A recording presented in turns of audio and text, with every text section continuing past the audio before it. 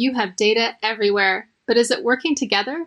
Meet Curator, the automotive industry's first unified intelligence engine. Curator unifies data from all corners of your dealership to transform marketing, sales, and customer interactions.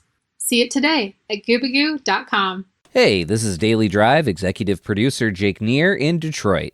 On today's bonus episode of the show, Detroit and Hollywood have been linked for a century or more, with cars and film going hand in hand since the advent of both industries going mainstream. We'll hear from Jonathan Eisen, the curator of the Petersen Automotive Museum in Los Angeles. But first, apparently it's a Petersen Day on Daily Drive. We'll finish listening to our own Molly Boygon's conversation with Colin Hendricks of the Petersen Institute for International Economics.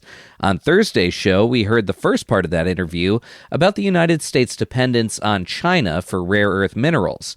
In this final portion of the conversation, Hendricks talks about the U.S. government's role in any attempt to create a domestic rare earth supply chain. My question is, and obviously you don't have a crystal ball, but it strikes me that there would have to be a lot of investment by the U.S. government to form this nascent sector to even begin to compete with China's, first of all, supply chain dominance and the sort of like integration of the full value chain within China, and then also for its willingness to push the boundaries of labor and environmental regulation. So, it's sort of a complicated question, but how much would it take? Because it seems to me that it would be a lot. That's a really interesting question, and I'm not sure that I'm going to. I will say that I'm not going to embarrass myself by trying to give you a back of the envelope number that is going to be wildly wrong. Okay. What I can say to try and kind of set expectations, though, is that even under optimal circumstances, I doubt that 20 years from now, the United States is going to be competing with China or some other third country for market share in heavy rare earths, potentially in permanent magnets, but I think that also is an open question. I think that these supply chains that are being developed, right, and the equity stakes that have been taken in places like MP Materials and Lithium Americas are more about having an insurance policy than they are about trying to move into a energy dominant space that the administration clearly wants to move into with fossil fuels, for instance. And this is just because, again, like I said, the real problem with developing ex-China heavy rare earths and permanent magnet supply chains is that nobody's getting rich in China refining heavy rare earths and making permanent magnets. These are things that semi-planned or directed economies, we might say, they have a mechanism for saying, in order to do all of these downstream things that we want, we need to invest in this kind of loss leading close to the primary sector. Market economies do not have that kind of mechanism, right? The presumption is that, well, if we want to build EVs here, we are going to need a lot of these materials, and the market will sort this out and maybe get a little push from the government or not. Right? China has this advantage and this incredible amount of patience that is inherent in their political system that has allowed them to invest in these kind of low margin, loss leading activities that have enabled them to industrialize incredibly rapidly, right? They identified a market failure and they solved it through state subsidization and then later consolidation. And so for that reason, and also just the fact that U.S. final demand for many of these materials is in the single digits in terms of percentages of global demand. The market for these materials is always going to be larger outside of the United States than it is inside the United States. And that's another reason why I think that the best way to conceive of the ex-China supply chains that do materialize in this space will be as an insurance policy, not as a leading sector for the U.S. economy in the 21st century. Colin Hendricks of the Petersen Institute for International Economics, thanks so much for joining us. My pleasure. When we come back, Petersen Automotive Museum curator Jonathan Eisen talks with our own Jerry Hirsch about the long-standing partnership between the automotive and film industries. That's next on this bonus episode of Daily Drive. Your dealership has no shortage of customer information. But when that data is conflicting, messy, and spread across a multitude of platforms, it's impossible to activate properly. As the automotive industry's first unified intelligence engine, Curator enriches and unifies your customer data across platforms, like your CRM, your DMS, your website, and even your marketing efforts. It then injects that information back into your most vital systems to provide a single view of each customer and equip your sales team with the information they need to close a deal. When one of the largest volume Subaru dealers in the country wanted to tap into its data goldmine, they turned to Curator. In just 4 months, Huberger Subaru experienced a 55% higher closing ratio and a return of 15 times their investment. Want to see it for yourself? Check out the case study at goobagoo.com/curator. That's GUBAGOO.com/curator. Welcome back. As part of our centennial anniversary at Automotive News, our own Jerry Hirsch spoke with Peterson Automotive Museum curator Jonathan Eisen about the history of Hollywood and the auto industry and what brought the two together in the first place.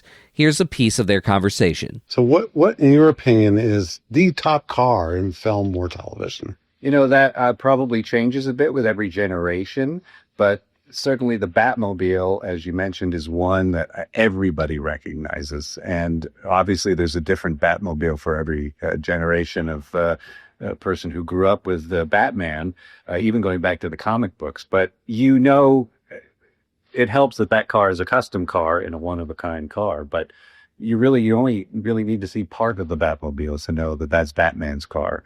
No matter what, you know, whether it's the one that Adam West drove on the TV show or the one that Michael Keaton drove in the early movies. And then, of course, even the recent Christopher Nolan films, that car was so distinct.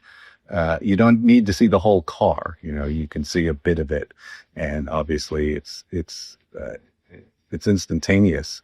Another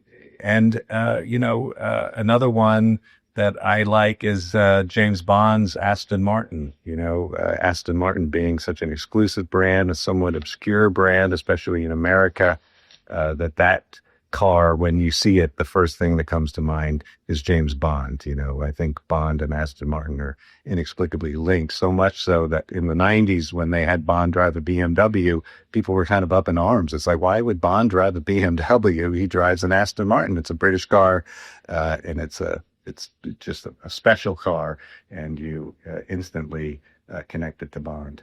What's your favorite in film history? That's a very difficult question because there are so many. There's ones where I like the car, and there's ones where I recognize the car's importance to the movie and to the character that drives it. I'd say the one film where those two things meld together, because I like sort of offbeat oddball cars, is probably the AMC Pacer from Wayne's World. You know, that movie's a hilarious movie. They picked a hilarious car. It seems just wholly appropriate for Wayne to drive that car. And it's, you know, a car that was made fun of. And it just sort of fits that movie so perfectly. And the second you see it, that blue fishbowl with the flames on the side, you chuckle, and you know, it's just wonderful. And I love those cars. It's another movie car that I like because when I was a kid, John Denver drove one in the movie Oh God, and my parents were big John Denver fans, so I always wanted a Pacer because it was John Denver's car. What's your favorite movie about cars and why? You know, that's another tough one. Really, I'd say one of my favorites would be the Tucker movie, Tucker, A Man and His Dream, because it's a very, you know, it was an obscure slice of automotive history put on screen, and it really was kind of, you know, the subtitle is perfect, A Man and His Dream, because it's this little way of talking about America and talking about, you know, the stereotypical American dream story. Of course, when you dig in deeper to it, you start to wonder whether Tucker was kind of a shyster. But the way that the story is portrayed in the movie as the little guy who was, you know, kind of brought down by the big corporations, you know, it's a great tale that said a lot about this country and a lot about the automobile industry, how it really was started by little guys, and then as the industry grew, it became dominated by a few companies that really wouldn't let anybody in. And I think that's an important tale to tell. You can find our own Jerry Hirsch's full report about the history of the relationship between Hollywood and the auto industry and a video of his interview with Peterson Museum curator Jonathan Eisen on autonews.com. Thanks for listening to this bonus episode of Daily Drive. We'll be back on Monday with a brand new full episode of the show.